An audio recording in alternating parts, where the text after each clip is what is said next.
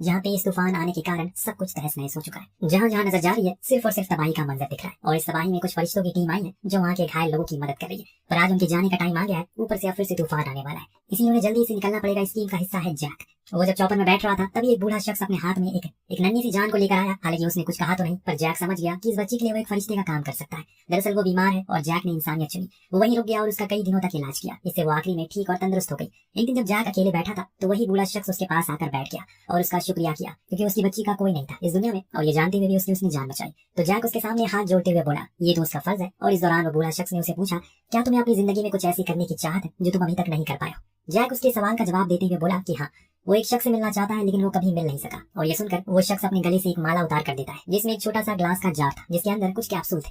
Jack उसे बहुत ध्यान से देखता है और फिर अंत में उसमें से एक कैप्सूल निकाल कर खा लेता है। अब जब उसकी आंख खुली तो वो किसी अनजान जगह पर था, बहुत थका हुआ, जो हम उसकी लगा खांसियों से भी जान पाते हैं। इतने में उसके पास एक जवान लड़का आया जिसे जैक ने पूछा, आखिर ये जगह कौन सी है? उसने बताया, ये हिरोशिमा मेट्रो स्टेशन है।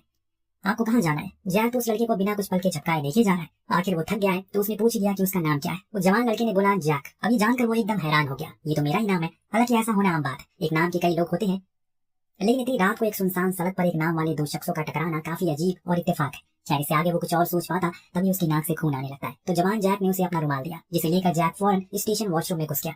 तभी जवान जैक को याद आया, अरे वो तो उसकी गर्लफ्रेंड का दिया हुआ रुमाल था, इसीलिए वो उसे वापस लेने गया। तो वो गेट ही नहीं खोल रहा था। इतने में अचानक से सीन कट होकर पहुंचता है फ्लाइट के वॉशरूम में, जहां जैक को बेहोशी हालत में देखते हैं। बाहर से काफी देर लोग उसे पुकार रहे हैं, जिनकी आवाजों से उसे होश आया। जब वो अपनी सीट पर आकर बैठा उसे लगा शायद उसने कोई सपना देखा होगा। इसके बाद चीजें काफी सरल और साधारण हो गई, जैसे वो हर दिन जिया करता है। जैसे कि सुबह अपनी क्लिनिक पर जाना, फिर ग्रोसरीज लेकर वापस आना। आज जब वो अपनी डेस्क पर बैठा तो उसके सामने एक मरीज की रिपोर्ट थी, जिसको दिखाते हुए अपने असिस्टेंट से पूछा, क्या तुम बता सकती हो ये और कितने दिन इस जिंदगी को आनंद ले पाएगा? तो उसने तुरंत ही कहा कि इसे लंग कैंसर है, तो लगभग 6 महीने। यहाँ आपको जानकर एकदम हैरानी होगी कि ये रिपोर्ट किसी और की नहीं बल्कि खुद जैक की थी। जी हाँ, उसके पास सिर्फ 6 महीने बचे हैं, लेकिन इन 6 महीनों में उसकी जिंदगी में इतना बड़ा उलटफेर आने वाला है जो आप सोच भी नहीं सकते। अब वो सीधा अपने घर गया और अपनी बेटी जोई को कॉल करके पूछा कि वो कहाँ है, कितने दिनों में घर आएगी। जवाब मिला कि जैसे ही मेरे एग्जाम खत्म हो जाएंगे। अब जैक अपना रोजमर्रा के कामों में लग गया। इस दौरान उसे काफी खांसी आती रहती है, तो फौरन दवा खाकर उस मर्ज को ठंडा कर देता है और जाकर अपने कपड़ों को धोने लगता है। उस दौरान उसे अपनी जेब से वही रुमाल मिला जो एक रात पहले जवान जैक ने उसे दिया था। इस चीज को देखने के बाद अब उसे समझ आ गया कि वो कोई सपना या फिर कोई भ्रम नहीं था, बल्कि हकीकत थी। उसने दोबारा से वही कैप्सूल अपनी जेब से निकाला और बड़ी गौर से उसे देखने लगा। आज जाकर उसे समझ में आया कि ये कैप्सूल असल में उसे अतीत से रूबरू करवाती है। किसी भी समय वो जा सकता है, पर एक खाने के बाद उसमें सिर्फ 9 गोलियां बची थी। तो उसने एक और खा लिया और वहीं बैठ गया। अब जब उसकी आंख खुली तो वो 1985 में था, अपनी उसी पुराने घर में जहाँ उसने जवानी के कुछ हसीन पल बिताए थे और कुछ गलत आदतों को अपनी जिंदगी का हिस्सा बना लिया था। वहीं पर जवानी का जैक स्मोक कर रहा था, जो दोबारा से उसे देखकर हैरान हो गया और सोचने लगा कि ये यहाँ तक कैसे आ गया। ओल्ड जैक ने फौरन जाकर एश ट्रे को हटाया और कहने लगा, डरो मत, मैं तुम्हें कोई नुकसान पहुंचाने के लिए नहीं आया हूँ। लेकिन जवान जैक को लग रहा है कि ये कोई मेंटल पेशेंट है जो ऐसे ही टाउन में इधर से उधर भटक रहा है। तो ओल्ड जैक ने उसे समझाया, मैं कोई पेशेंट नहीं हूँ बल्कि सर्जन हूँ। तो वो उसे आईडी दिखाने को बोला और जब ओल्ड जैक ने उसे अपनी आईडी दिखाई तो वो दंग रह गया, क्योंकि उसमें रिफर्बिश्ड डेट 2016 की थी। यहाँ का ओल्ड जैक उसे सारी सच्चाई बताता है। असल में वो उसका 30 साल पहले वाला अतीत है, जिसने बहुत सी गलतियां करी है, जिसका खामियाजा वो आज 30 साल बाद भुगत रहा है। और अभी यंग वाले जैक को यकीन नहीं हो रहा है कि वो क्या बोल रहा है। तो उसने उसे वो बताया जो उसने आज तक किसी से शेयर नहीं किया था। उसके सर पर जो चोट का निशान है वो किसी और ने नहीं बल्कि उसके बेवड़े पिता ने दिया था। ये जानकर वो दंग रह गया, क्योंकि ये तो सच में किसी को पता नहीं था। लेकिन सर नहीं, यहाँ वो चीज उसे शेयर करता है। दरअसल जिस बूढ़े शख्स से शुरुआत में ओल्ड जैक बात कर रहा था और उसे बता रहा था कि मैं इस शख्स को सिर्फ देखना चाहता हूँ, तो वो शख्स असल में जैस्मिन थी, जैसे कि जैक बहुत ही ज्यादा प्यार करता है, फिर चाहे वो यंग वाला हो या फिर ओल्ड वाला हो। पर एक सड़क हादसे में उसकी मौत के बाद वो उसे कभी मिल ना सका, इसीलिए वो सिर्फ एक बार उसे देखना चाहता है, यही उसकी ख्वाहिश है। अब जब यंग जैक ने उसके मुंह से जैस्मिन का नाम सुना तो वो गुस्से में आ गया। उसे लगा कि ये उसका कोई पुराना आशिक है या फिर स्टॉकर है, तो वो उसे मानने लगा। लेकिन तब तक एक बार फिर से ओल्ड जैक के नाक से खून आने लगा और शुरू हो जाता है, जिसके कारण वो बाहर भाग गया। हालांकि यंग जैक भी उसके पीछे पीछे गया, लेकिन तब तक वो भाग चुका था, क्योंकि 20 मिनट हो चुके थे। जी हाँ, ये भी इसी अतीत का खेल का एक रूल है, जहाँ अगर ओल्ड जैक कभी भी उस कैप्सूल को खाता है तो वो 20 मिनट से ज्यादा तक वहाँ टिक नहीं पाएगा। खैर, अब तो उसकी आंख खुली है तो वो वॉशरूम में पड़ा मिला, जहाँ वो अपने कपड़े धो रहा था। तो वहीं यंग जैक इस हादसे के बाद फौरन अपने दोस्त के पास पहुंचा, जो बेचारा अपनी गर्लफ्रेंड के साथ उसी हालत को देख उसने गेट खोल दिया। जैक हड़बड़ी में उसे सारी बातें बताता है कि एक आदमी आया जिसने सब कुछ मेरे बारे में पता था और कुछ ऐसी चीजें भी जो कि मुझे खुद पता नहीं थी। दरअसल वो पुलिस वाला होता है, इसीलिए जैक उसे वही लाइटर दिखाता है जो ओल्ड जैक यहाँ छोड़ कर गया था, और वो उस पर लगे फिंगरप्रिंट निकालने को बोलता है ताकि पता लगा सके क्या वो शख्स उनके रिकॉर्ड में है या फिर नहीं। यहाँ उसके दिमाग के पत्ते ही खुल जाते हैं जब उसका दोस्त ने बताया ये फिंगरप्रिंट तो उसके खुद की है। अब यहाँ यंग जैक को यकीन हो गया कि वो सही कह रहा था, तो उसका आने वाला कल था जो उसे मिलने के लिए आया था, लेकिन अब उसे दोबारा कैसे मिलेगा। इसी दौरान उसके सामने एक टैटू मैन गुजरा, तो उसे एक आइडिया आता है, अगर वो अपने हाथों में टैटू बनाकर उस आदमी को फिर से यहाँ बुलाने का इशारा दे। तो उसने एक टैटू बनवाया और लिखवाया विजिट हियर। ये जैसे ही बना ओल्ड जैक के हाथ में वहां बन गया वो टैटू, जिसे देखकर वो समझ गया कि वो समझ चुका है कि मैं कौन हूँ।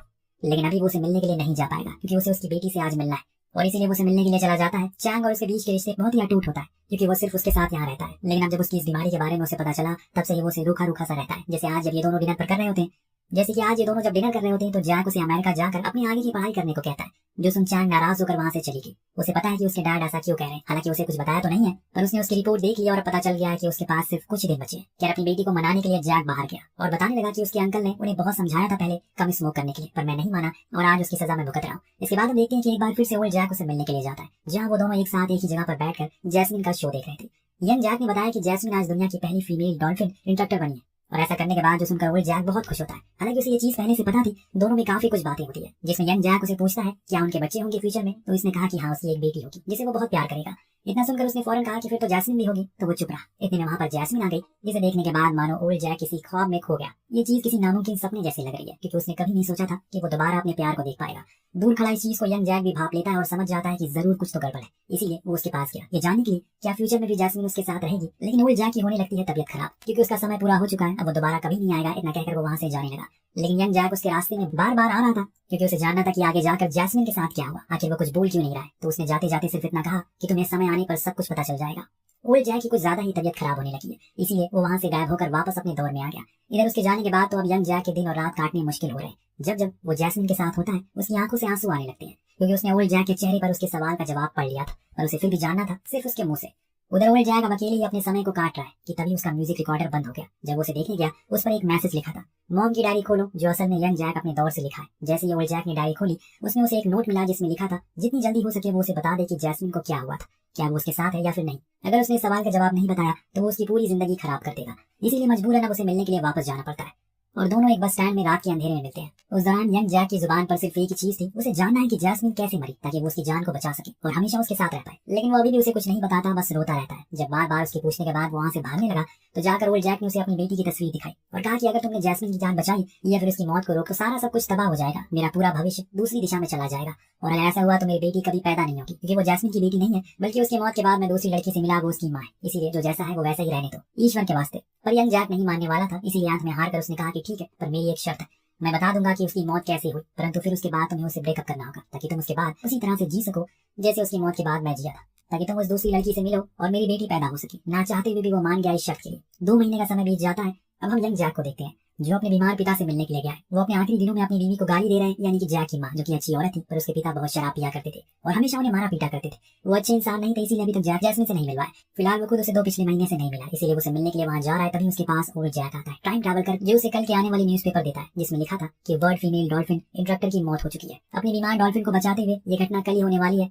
लेकिन जैक अगर उसे यहाँ बुला ले तो वो जिंदा रहेगी। वो फौरन उसे कॉल करके यहाँ बुला तो लेता है, लेकिन वादे के मुताबिक वो उसे ब्रेकअप करना पड़ा वरना सब कुछ अलग हो जाएगा आज की दुनिया के हिसाब से। हालांकि वो ऐसा तो बिल्कुल नहीं चाहता, ना ही उसका दिल इस चीज की इजाजत दे रहा है, पर वो एकदम मजबूर था। अगर उसने ऐसा नहीं किया तो न जाने क्या क्या चीजें बदल जाएगी। बेचारी जैस्मिन यहाँ अपने अरमानों के साथ आई थी, लेकिन अब वो पूरी तरह से टूट गई है। उसकी इन बातों को सुनने के बाद अब कुछ दिन बाद जैक के पिता की भी मौत हो गई।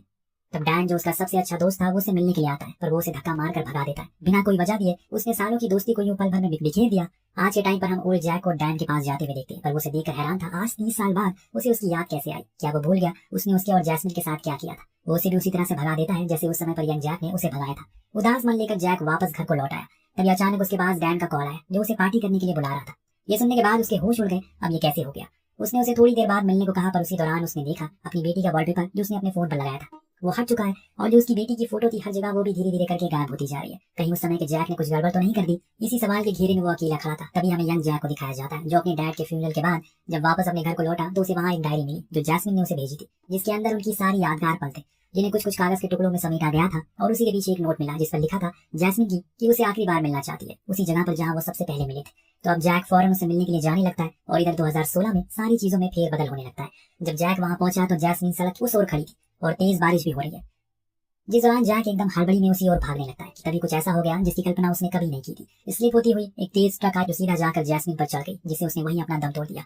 जैक के सामने जिसकी उसकी मौत को एक बार बदल तो दिया, पर इस वाली को वो रोक नहीं पाया। इस घटना के बाद इसीलिए कहते हैं कि मौत को रोकना नामुमकिन है। इस घटना के बाद अब चीजें फिर से पहले जैसी होने लगी। 2016 पर ओल्ड जैक समझ गया जरूर कुछ तो गड़बड़ हुई है, इसीलिए उसने न्यूज़पेपर को चेक किया। उसे पता चला फीमेल इंस्ट्रक्टर के साथ एक हादसा हो गया जिसके बाद उसे ब्रेन में ब्लड क्लॉटिंग हो गई जिससे वो मारी गई। अब ये जानने के बाद उसने दोबारा से वही कैप्सूल खाई और पहुंचा 1985 में। दरअसल उस समय पर ब्लड क्लॉटिंग जैसी बहुत बड़ी चीज मानी जाती थी, इसीलिए कोई भी उसकी सर्जरी नहीं कर पाता था, लेकिन 2016 में इसकी सर्जरी मुमकिन थी।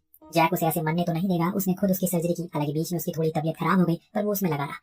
अब जब उसकी आंख खुली तो उसके सामने उसकी बेटी थी, जिसको देखकर वो बहुत खुश था, क्योंकि उसकी बेटी को यहाँ होना इस बात का संकेत दे रहा है कि उसने कल और आज में सब कुछ ठीक कर दिया है। अब वो आज के समय में जैस्मिन से मिलने के लिए जाता है, जो अब स्टूडेंट को ट्रेन करती है। वो भी उसी की तरह बूढ़ी हो चुकी है। हालांकि दोनों आमने सामने होते हैं, पर जैक उसे नजरें नहीं मिला पा रहा था और मुंह फेर लेता है, क्योंकि वो नहीं चाहता कि वो भी उसी दर्द भरे समय से गुजरे जिसे शायद अब वो भुला चुकी होगी। एक आखिरी बार ओल्ड जैक यंग जैक से मिलने जाता है, जहाँ वो उसे साझा करता है कि आज से तकरीबन 10 साल बाद तुम्हें एक लड़की मिलेगी जो मेरी बेटी यानी कि तुम्हारी बेटी की माँ बनेगी। अब ठीक 10 साल बाद का समय दिखाया जाता है, जहाँ हम यंग जैक को अकेला खड़ा होकर स्मोक करते हुए देखते हैं। तभी उसके पास एक लड़की आई जिसने अपना नाम शिमोरा बताया और कहा कि उसे उसकी स्पीच बहुत पसंद आई। ऐसे ही दोनों के बीच बातों का सिलसिला शुरू हो गया और बाकी की कहानी आपके सामने है। सिलसिला ऐसा चलता रहा। देखते ही देखते जैक की बेटी बड़ी हो जाती है, लेकिन अब जैक की मौत के दिन नजदीक आते जा रहे हैं। एक दिन ऐसा आया जब वो इस दुनिया को छोड़कर हमेशा के लिए चला गया। उसकी फ्यूनरल में उसका सबसे अच्छा दोस्त डैन भी आया था, जिसे जैक ने पिछले 30 सालों से बात नहीं की थी। लेकिन आज वो आया यहाँ पर। जब वो उसकी बेटी से मिला तो उसे पहचान गई, क्योंकि जैक हमेशा उसके बारे में बातें किया करता था। इस दौरान वो उसे एक डायरी देती है जो जैक ने उसे दी थी। जब डेन ने उसे पढ़ा तो उसके दिमाग के सारे घोड़े खुल गए। उसे सब कुछ पता चल गया जो अभी इस तक कहानी में घटित हुआ था। इसीलिए वो फौरन जैस्मिन के पास गया और उसे भी बताया कि आखिर उस दिन जैक ने उसे अलग होने का फैसला क्यों किया, जो सुनने के बाद वो पूरी तरह से टूट जाती है। लेकिन इस बीच डैन को याद आया जैक ने डायरी में जिस कैप्सूल का जिक्र किया था, वो अभी भी एक कैप्सूल बची है। वो फौरन उसके घर गया और उसने खा लिया। सीधा पहुंचा यंग जैक के पास, जिसे पहले से सब कुछ पता था। लेकिन उसे ये नहीं पता था कि उसके सिगरेट पीने से उसकी फ्यूचर में मौत हो जाएगी। डैन उसे काफी कुछ बताता है और स्मोक करने से भी रोकता है, लेकिन तभी समय खत्म हो गया और वो ये बताना भूल गया कि उसे लंग कैंसर हो गया, जिसके कारण उसकी मौत हो जाएगी। जब वो अपने समय में वापस आया तो उसने अपने ऊपर बहुत गुस्सा किया और उसने सब कुछ तो बता दिया, लेकिन जिस चीज के लिए वो गया था वो नहीं बता पाया। वो उसके लिए बाहर तेज तेज दरवाजे को पीटने लगता है, लेकिन जो चला गया वो वापस तो नहीं आएगा, या फिर आ भी सकता है। खैर, अब हम जैस्मिन को देखते हैं, जो अपनी उसी जगह पर बैठी है जहाँ उसकी जिंदगी ने उड़ान पकड़ी थी। पर वहीं उसे एक आदमी मिला जो कोई और नहीं बल्कि जैक ही था। जी हाँ, वो जिंदा है। उसने सिगरेट पीना छोड़ दिया, क्योंकि जब डैन पीछे गया था और उसे यंग जैक के हाथ से सिगरेट छीन कर फेंकी थी, तो वो समझ गया कि उसकी मौत का कारण यही है और इसी वजह से वो अभी भी जिंदा है। दोनों इतने सालों से अलग रहे, लेकिन जिनका मिलना मुकद्दर में लिखा रहता है, उनका तकदीर कुछ नहीं बिगाड़ सकती। इस चीज को दोनों ने सच साबित कर दिया, जिसके साथ ही इस कहानी का यही अंत होता है। तो आपको कहानी कैसी लगी हमें कमेंट करके जरूर बताइए।